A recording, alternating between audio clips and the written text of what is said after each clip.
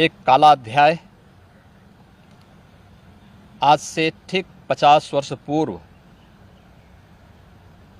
आज के दिन ही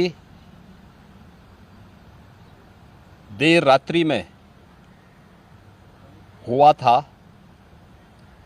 जब कांग्रेस की तत्कालीन सरकार ने भारत के संविधान का गला घोंटते हुए लोकतंत्र को पूरी तरह समाप्त करने की साजिश रची थी।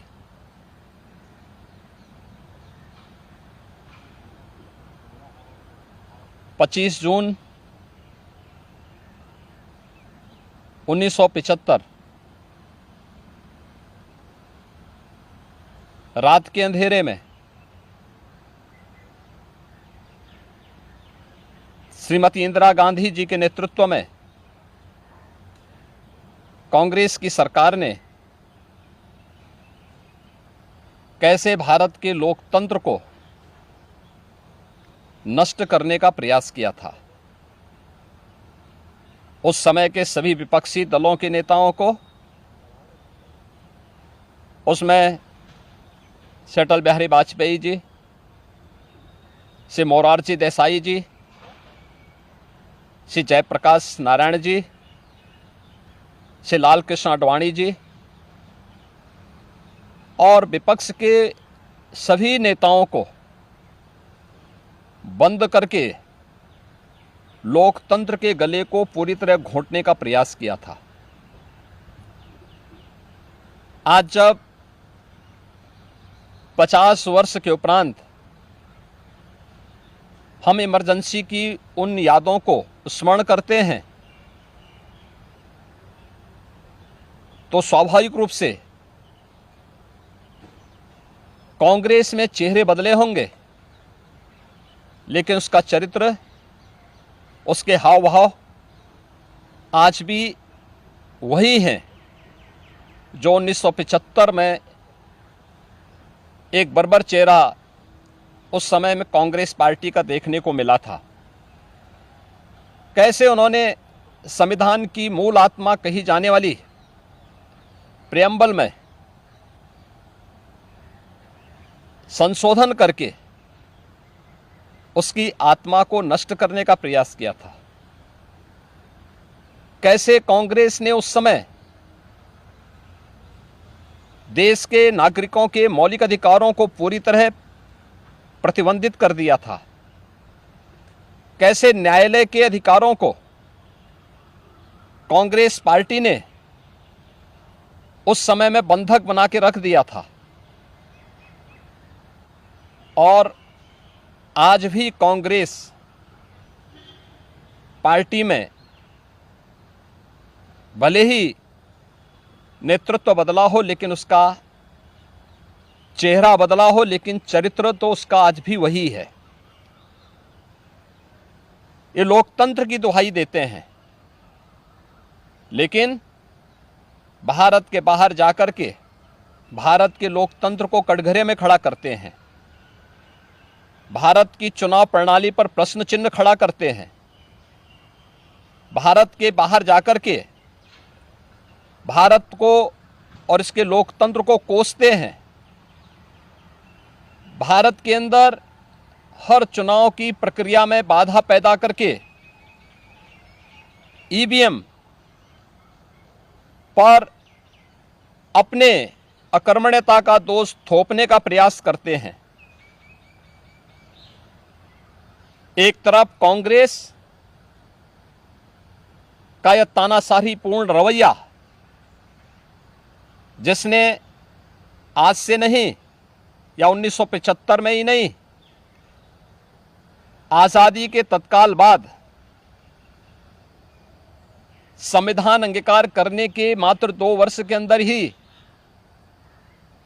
देश के संविधान में संशोधन करके धारा 370 को उसमें जबरन डाल करके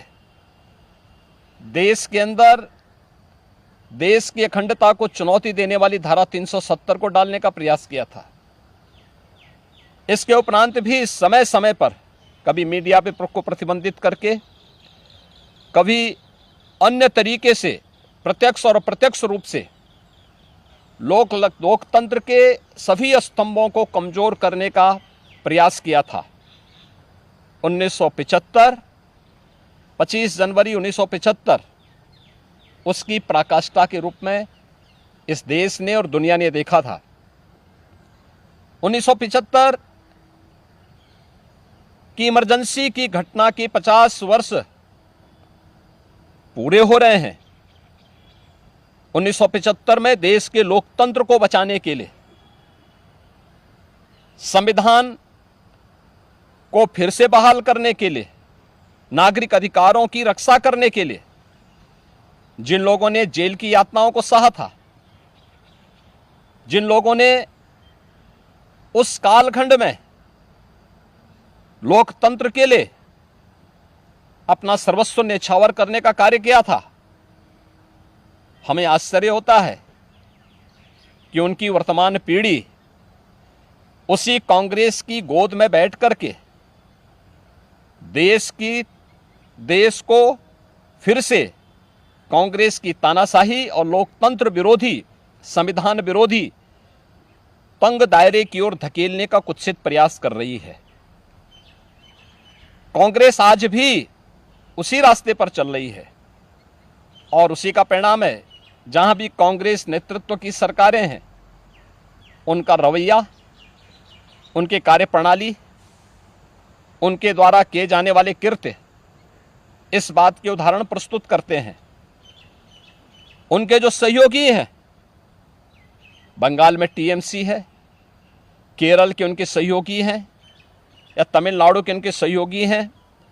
या कांग्रेस नेतृत्व की सरकारें जहां कार्य कर रही हैं, उनकी कार्यपद्धति को आप देखें। जो लोग जनता को गुमराह करके संविधान के नाम पर संसद की कार्रवाई को बाधित करने का प्रयास कर रहे हैं,